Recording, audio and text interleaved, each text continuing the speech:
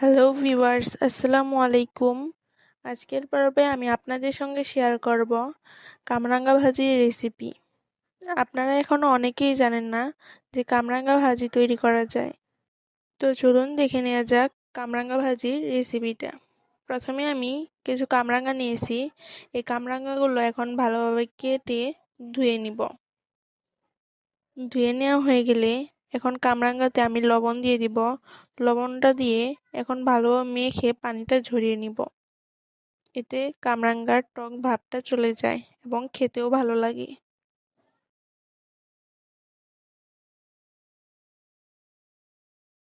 কামরাঙ্গার পানিটা ঝরিয়ে নেওয়ার পর আমি একটি প্লেটে রেখে দিব। কামরাঙ্গা ভাজি তৈরি করার জন্য লাগবে পেঁয়াজ কুচি, মরিচ কুচি, রসুন কুচি। এখানে আমি কিছু আলু কেটে নিয়েছি। এই আলুগুলো কামরাঙ্গার ভাজিতে দিয়ে দিব।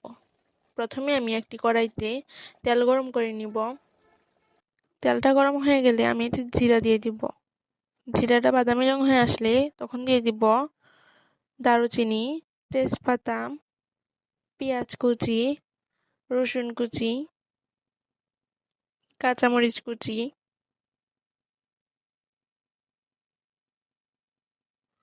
এগুলো দিয়ে একটু ভালোভাবে নেড়ে চেড়ে নিব।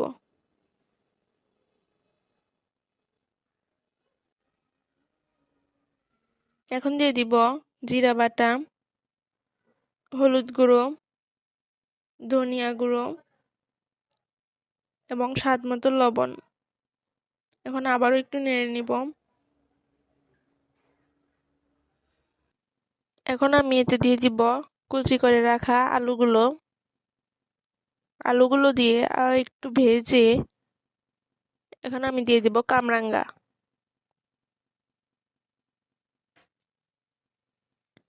এখন কামরাঙ্গাগুলো ভালোভাবে ভেজে নামিয়ে নিব।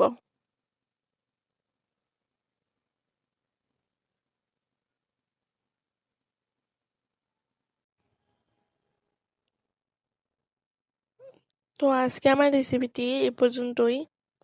আপনারা সবাই ভালো থাকবেন এবং আমার চ্যানেলটি সাবস্ক্রাইব করে দিবেন। আর আজকের আমার এই রেসিপিটা কেমন লাগলো অবশ্যই কমেন্ট বক্সে জানাবেন। আল্লাহ হাফেজ।